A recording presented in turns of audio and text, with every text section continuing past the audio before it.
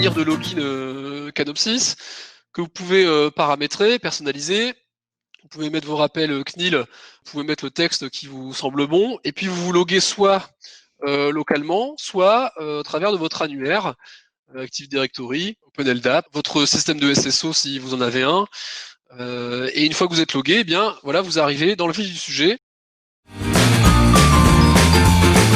et donc dans une vue Canopsys. Alors qu'est-ce que vous avez là par défaut? Eh bien, vous avez une vue que vous avez sélectionnée, et une vue, c'est un ensemble de widgets. Vous voyez ici, les pastilles sont des widgets qui présentent de l'information. Et puis, vous avez plusieurs formes de widgets. Vous voyez, des bacs à alarme. Ici, là, voilà, vous avez un listing d'alarmes. Vous avez des météos si vous en avez besoin, des compteurs comme je vous ai montré. Et donc, l'idée, c'est que, eh bien, par profil, vous ayez à disposition la vue qui vous intéresse ou les vues qui vous intéressent. Et vous voyez ici à gauche, vous avez des regroupements de vues. Là, j'en ai créé un spécialement pour vous faire la démo sur le périmètre que j'ai choisi dans le scénario pour l'aspect e-commerce. Voilà comment est organisé en fait Canopsys. Donc vous vous loguez, vous héritez d'un profil, vous avez des droits qui sont liés à ce profil, des droits d'exploitation, des droits d'administration, des droits sur les vues, des droits sur les actions. Et donc voilà comment c'est organisé. Tout en haut, plutôt un élément sous forme de compteur. Et donc là, on voit que 25 alarmes sont actives sur le périmètre e-commerce. Alors, actives, qu'est-ce que ça veut dire? Eh bien, ça veut dire que elles ne sont pas en veille ou elles ne sont pas dans des périodes hors plage de service, en fait, tout simplement. Et donc, ça veut dire que ce sont des alarmes sur lesquelles il faut prêter attention. Et vous savez qu'actuellement, une est acquittée et une a fait l'objet d'une déclaration de ticket sur l'outil ITSM de votre structure. Alors, qu'est-ce qu'on apprend d'autre également? Eh bien là, moi, j'ai choisi de découper l'aspect infrastructure et l'aspect purement service rendu par l'application. Et donc, on se rend compte que dans l'aspect infrastructure, il y a des éléments qui sont KO, en fait, donc des alarmes en cours. Et plus que ça, même, comme vous voyez que la tuile clignote légèrement, vous vous rendez compte que les alarmes, non seulement sont présentes, mais en plus ne sont pas encore acquittées. Et donc, il y a vraiment une attention particulière à porter à ces alarmes, puisque voilà, il faut aller appliquer le protocole de prise en charge. Et vous voyez ici que sur l'aspect pur applicatif, eh bien là, ça se passe bien, c'est vert, donc on considère que le service est rendu à cet endroit-là. Voilà pour une présentation. Alors, ce que je vous propose, c'est de faire changer l'aspect de la tuile plutôt orientée applicative. Et donc, je vais demander à Selenium, finalement, de me faire rougir la tuile en question. Et donc, un scénario publie un résultat plutôt négatif qui va entraîner, finalement, vous voyez, le passage en rouge de la tuile. Donc là, voilà, vous avez un scénario qui vous a fait passer la tuile en rouge. Elle clignote car, évidemment, l'alarme en question n'a pas encore été prise en charge. Vous la découvrez en même temps que moi. Alors, si vous cliquez, vous avez la possibilité d'avoir ici une fenêtre qui va s'ouvrir et qui va vous lister les éléments à l'intérieur qui, eux, ont un problème, par exemple. Et donc, vous voyez ici le scénario applicatif qui a causé le problème. En cliquant ici, eh bien, vous avez des actions potentielles que vous allez pouvoir exécuter sur cet élément. Je vais choisir d'acquitter en fait le scénario en disant OK, je le prends en charge, et donc je vais signaler à tout le monde que je le prends en charge. Donc à partir de ce moment-là, ici, vous allez vous rendre compte que ça y est, on a arrêté de clignoter. Donc on sait qu'on a un problème, mais on sait également qu'il est pris en charge. Au passage, on est passé à 26 alarmes, 2 acquittées en fait. Il y en a une de plus que tout à l'heure. Et donc si je reclique, eh bien, j'ai la petite icône ici qui me prévient que ce scénario a donc été acquitté. Alors, autre action potentielle, dans ma procédure, on m'a dit que je devais faire un contrôle sur le robot qui exécute le scénario, et je me rends compte que le robot subit une panne, et donc je vais décider de mettre en pause ici la supervision du scénario. Voilà, je spécifie un commentaire en disant à la demande de la consigne, je dis que j'ai un problème de robot, les raisons ici sont personnalisables, vous sauvegardez, et donc ici j'ai un moteur qui va prendre en compte cette information dans la minute et qui va donc faire en sorte que on ne présente plus ces alarmes au pilotage, puisque pour l'instant on sait qu'on a une pause de supervision et que il faut attendre la résolution tout simplement. Donc là, il y a un picto particulier qui va le préciser. Cette tuile va devenir grisée, et puis vous allez avoir un picto de pause qui va apparaître. J'espère pas avoir un effet démo, mais voilà, donc ça va pas tarder, et ça préviendra les pilotes que c'est pas la peine de s'intéresser à cette application pour l'instant, puisque voilà, elle est déjà prise en charge d'une manière ou d'une autre. Voilà le fameux picto. Alors voilà pour une forme d'exploitation de météo, hein. Vous avez la même chose ici sur la tuile d'infrastructure. Alors vous pouvez retrouver soit le contenu complet de ce qui se passe. Vous voyez ici, vous en avez 4 pages. Donc effectivement, quand vous avez des groupes assez importants, cette méthode d'affichage est peut-être pas forcément la bonne, mais vous pourriez, pourquoi pas, rebondir vers un bac. Vous voyez ici, j'ai un autre bouton qui me permet d'arriver vers un bac à alarme qui lui est spécialisé dans le e-commerce et qui me montre les éléments sur lesquels je dois prêter attention. D'accord ? Vous avez une pagination, vous avez tout ce qu'il faut ici pour faire vos prises en charge. Alors voilà comment vous pourriez exploiter une météo, et jusqu'au résultat final, à savoir, voilà, votre scénario a repris ses droits, et donc vous décidez de remettre en marche la supervision. Alors là, je le fais ici manuellement, mais sachez que vous pourriez le faire via l'API et donc via votre ordonnanceur de tâches si jamais vous aviez une maintenance prévue sur cette application. Et donc là, le même moteur va reprendre en compte cet aspect-là, va vérifier certains éléments en termes de supervision, et puis le scénario sera à nouveau vert, et puis vous retrouvez votre tuile d'origine.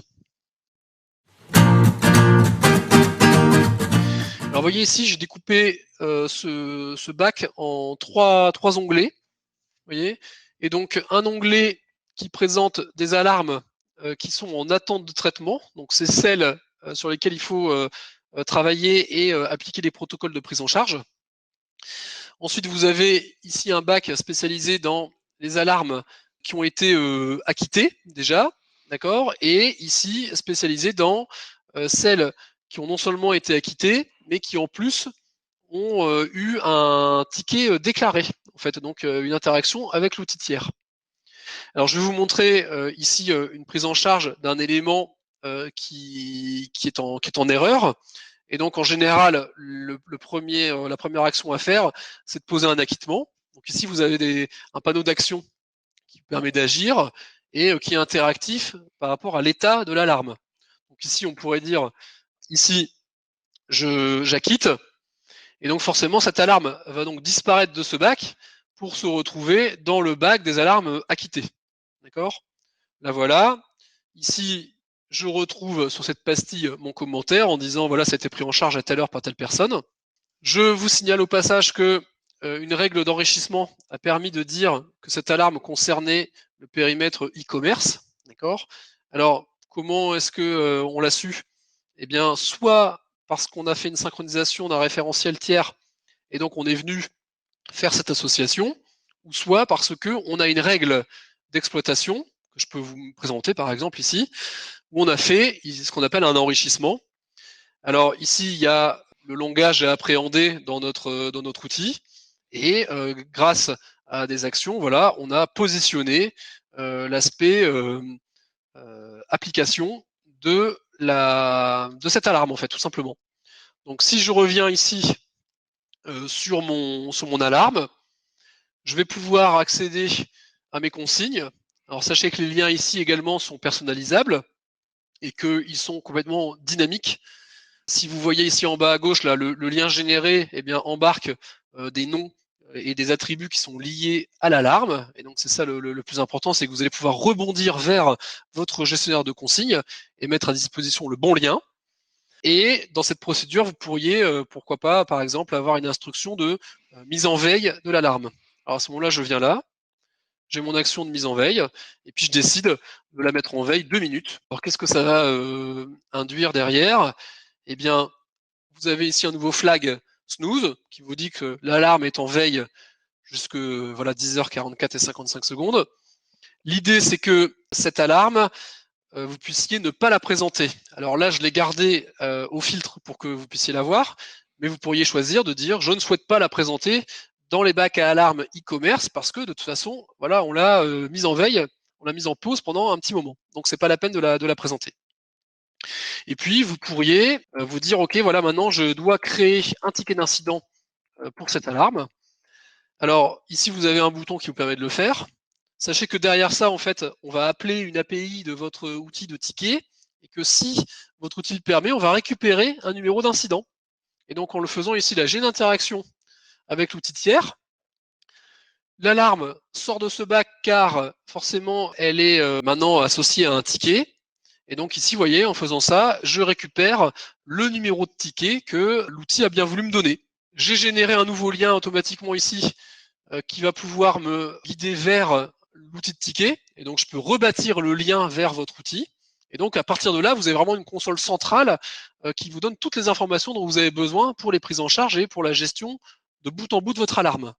Sachez également que toutes les étapes par lesquelles on est passé ici, vous pouvez les retrouver dans une timeline ici dans l'aspect chronologie. Et donc vous voyez que on a eu une alarme mineure, qu'elle a été acquittée, puis mise en veille, puis on a déclaré un ticket, on a récupéré ce numéro. Et donc quoi que vous fassiez sur l'alarme, à chaque fois il y a une étape ici qui est enregistrée. Et vous avez pu apercevoir ici également, merci pour le template à qui se reconnaîtra aujourd'hui.